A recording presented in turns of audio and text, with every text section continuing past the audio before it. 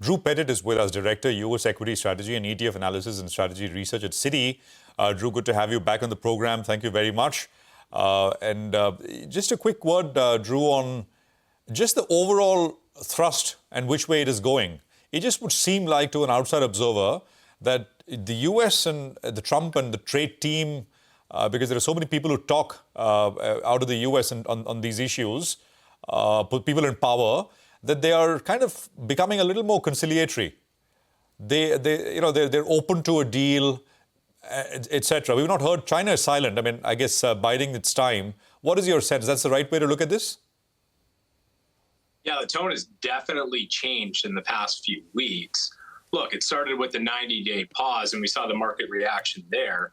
But then on the other side of this, too, you got to think about what's happened to the treasury markets and even the dollar here.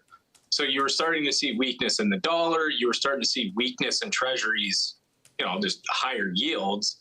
Those things do matter to the administration as well. So the conciliatory tone is kind of helping all of those assets, and it's helping U.S. equities. So yeah, look, the tone has changed, but we do have to remember, because of how aggressive the Liberation Day tariff announcements were, we're probably not going back to where we were before. We're still expecting a higher base case of tariffs.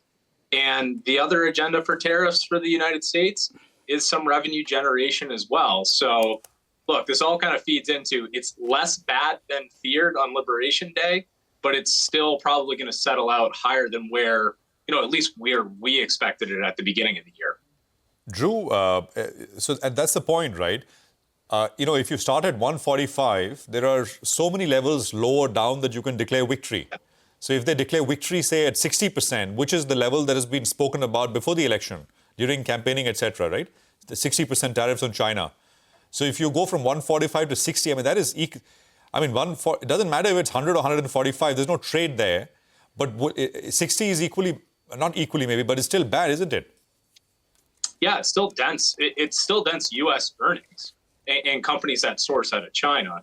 Look, when we thought about this impact across sectors, the more aggressive China tariffs have a greater impact on something like technology and consumer discretionary.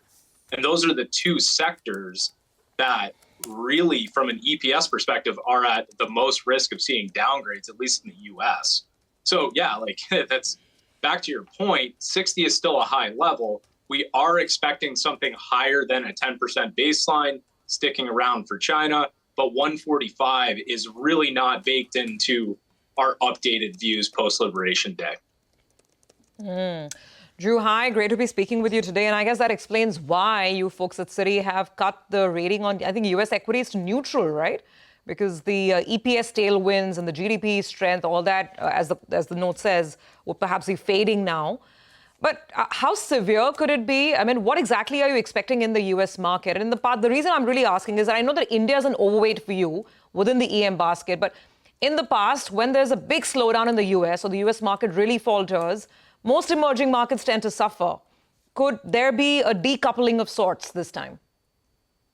To some extent, yes. But what's really interesting in the regional calls out of our global team is you're thinking about buying cyclicality outside of the United States. So select emerging markets, like you talked about, Europe, Japan, different areas, again, for cyclical and value stocks.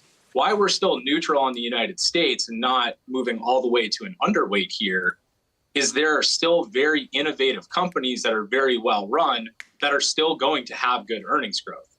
So the risk at this point is being underweight or not exposed to high margin, high quality US companies that can bear the brunt of tariffs.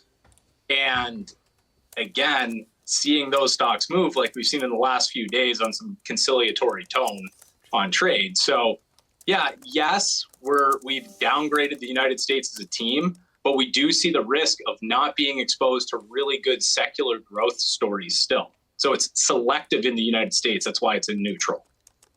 All right. Hi, Drew. Good morning and good to see you. When, a lot of our audience would like to know what about within the emerging markets, how are you betting between India as well as China? Because China is going to be hit harder as per what we have on the table right now from the US tariffs, while India will be relatively better placed. So between the two, India gets pole position. Would that be the way we look at it? Yeah, it sure is. Like, look, India, from a trade perspective, less exposed. So number one, very important when we're thinking about tactical position in EM. Now, number two, India also has a really good at-home macro growth story. So you still have that tailwind in place. So both of those points really push India as an overweight within our EM allocation. China, on the other hand, that's an area where we're neutral. Again, not all the way underweight. There are some kind of structural stories there and maybe less trade exposure for some of the big names within that market. But India does have far less trade exposure from a macro perspective than China does, hence the overweight rating relative to a neutral on China. Okay, and within the emerging markets, I'm just looking at a note that you put out.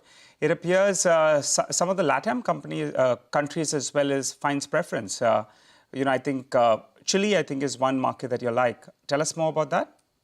Yeah, so I'll give you LATAM. So Chile is our overweight there. And again, this is a really good earnings growth story. So coming off of a low base, working much higher, the cyclicality there probably priced in better than other places, or potential dense to cyclicality. So really good earnings growth story for Chile. Where we're thinking about other overweights in EM, a place like Taiwan, for example, similar story to how we talk about US growth. There's AI and secular tailwinds for some of the big weights in the Taiwanese indices. And then the one cyclical area where we kind of are comfortable in emerging markets is South Africa.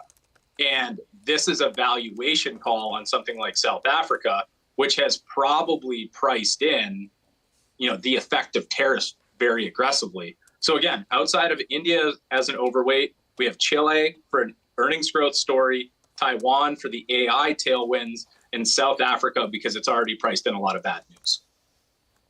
Okay, got that. So, a lot of equity calls changing, and that's given the uncertainty that we're living in the midst of. Thank you very much, Drew, for joining in.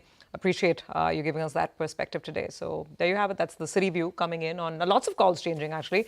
But the good news for us is that within the Asian region, Japan is an overweight for them, India remains an overweight, and China is a neutral.